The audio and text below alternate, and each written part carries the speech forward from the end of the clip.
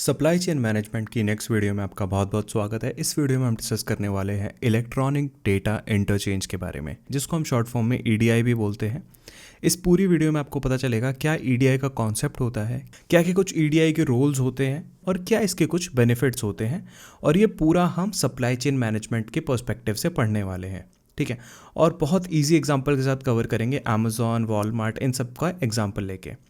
ठीक है, तो नमस्कार दोस्तों, मेरा नाम है सोनू सिंह और आप देख रहे हैं सोनू सिंह पीपीटी वाले। लास्ट देखना आप इस वीडियो को, ताकि आप इस टॉपिक को, इलेक्ट्रॉनिक डेटा इंटरचेंज को अच्छे से समझ पाओ। अगर आपके सिलेबस में ये टॉपिक है, आपको अगर ये टॉपिक डिफ़िकल्ट लगता है तो ये वीडियो आपके लिए ही है। आपको इस वीडियो के एंड में ये टॉपिक कुछ भी नहीं लगेगा। तो स्टार्ट करते हैं मीनिंग के साथ। इलेक्ट्रॉनिक डेटा इंटरचेंज बोलते किसे हैं? कोई भी डेटा अगर लेन देन हो रहा है इलेक्ट्रॉनिक माध्यम के ज़रिए, उसको आप बोलते हो EDI, that means electronic data interchange. ठीक है, और यहाँ पे कुछ यूनिवर्सल स्टैंडर्ड्स होते हैं जो सारे बिजनेसेस यूज़ करते हैं डेटा लेने के लिए, लेन देन करने के लिए। पढ़ लेते हैं एक बार क्या लिखा गया है। EDI, electronic data interchange, is a way for businesses to send and receive documents electronically instead of using paper. ठीक है, तो अगर मान लो दो बिजनेस है, आपस में कुछ भी वार्तालाप कर रहे हैं, तो पेपर के ज़रिए वार्तालाप ना करके वो इलेक्ट्रॉनिक डेटा इंटरचेंज के ज़रिए वार्तालाप कर सकते हैं। वार्तालाप में कुछ भी डॉक्यूमेंट्स हो सकते हैं, ठीक है, या कुछ भी बिजनेस से रिलेटेड कुछ भी चीज़ें हो सकती हैं।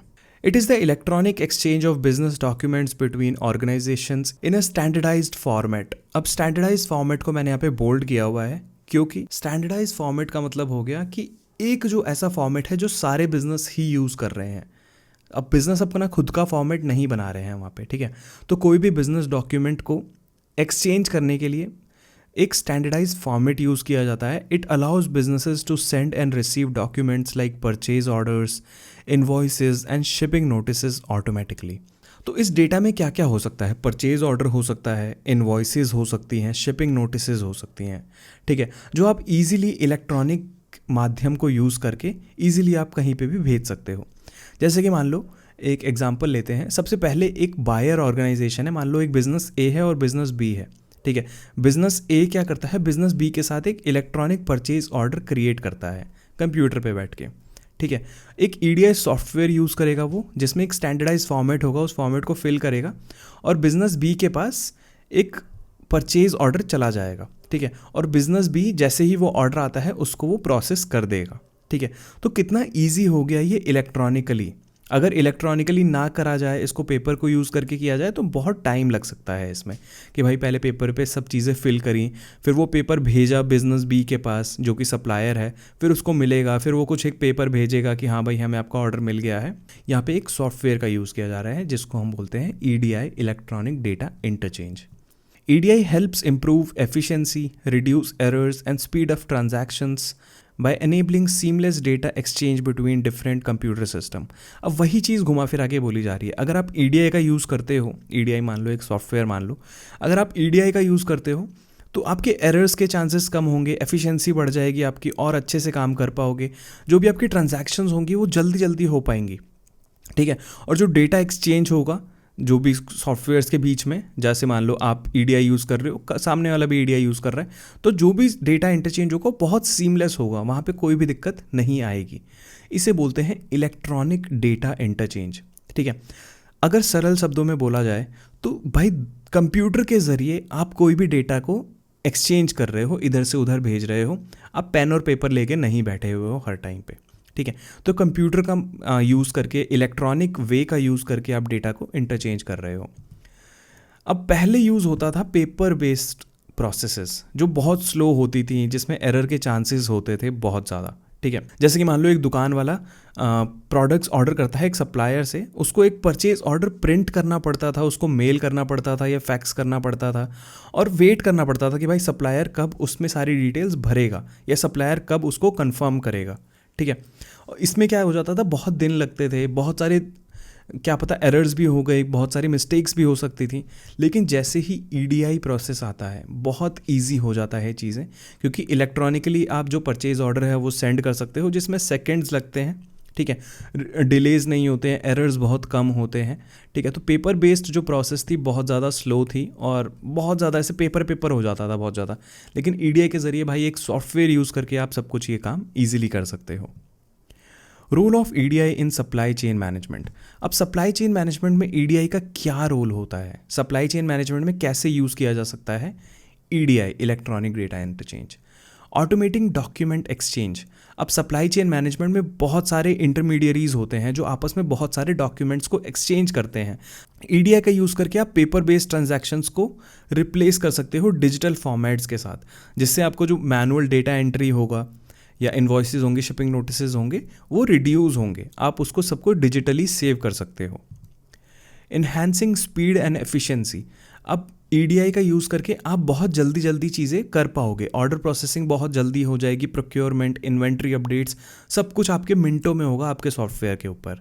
ठीक है, या बोल दो रियल टाइम में होगा। Improving accuracy.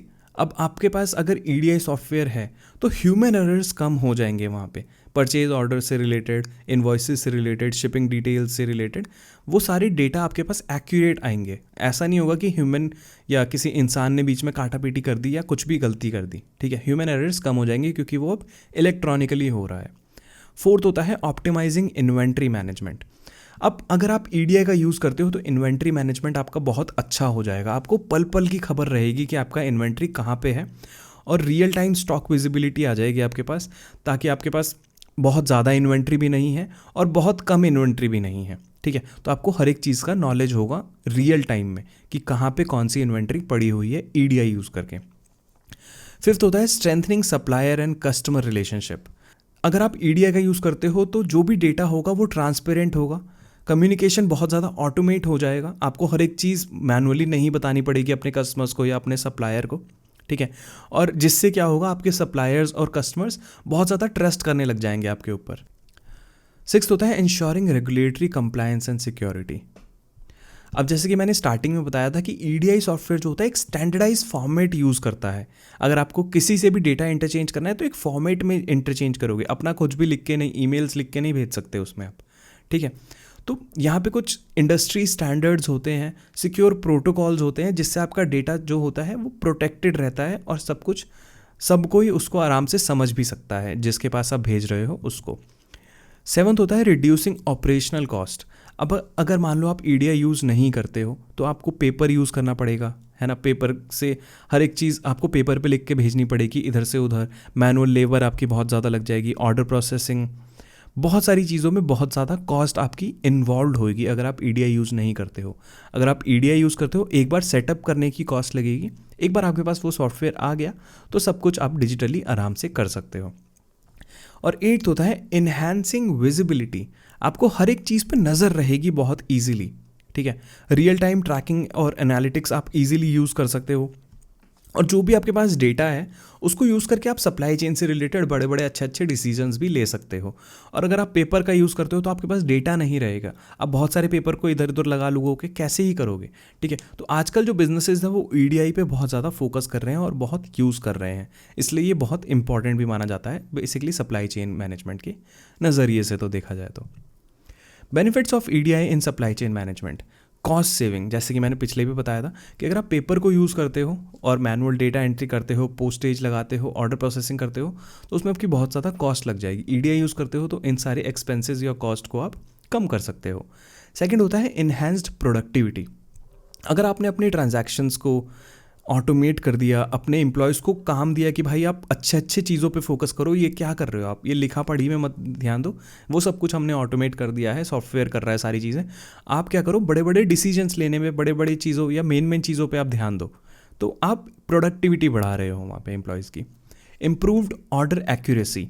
अब वहाँ पे ह्यूमन एरर्स कम हो जाएंगे, ऑर्डर प्रोसेसिंग से रिलेटेड मिसमैचेस नहीं होंगे, डिस्प्यूट्स नहीं होंगे, तो वहाँ पे एक्यूरेट डेटा आपके पास जाएगा, और जो ऑर्डर होगा, ऑर्डर से रिलेटेड डिटेल्स होंगी वो एक्यूरेट होंगी, ज़्यादा एक्यूरेट होंगी। ठीक है, ऐसा तो है नहीं कि मशीन्स गलती नहीं करती हैं, मशीन्स भी गलती करती हैं, सॉफ्टवेयर में भी गलती हो सकती है, लेकिन उतनी नहीं होगी जितनी मैनुअल, अगर आप डेटा एंट्री करते हो, मैनुअल कोई ऑर्डर प्लेस करते हो तो जितनी गलती हो सकती है, ईडीआई उतनी गलती नहीं करेगा।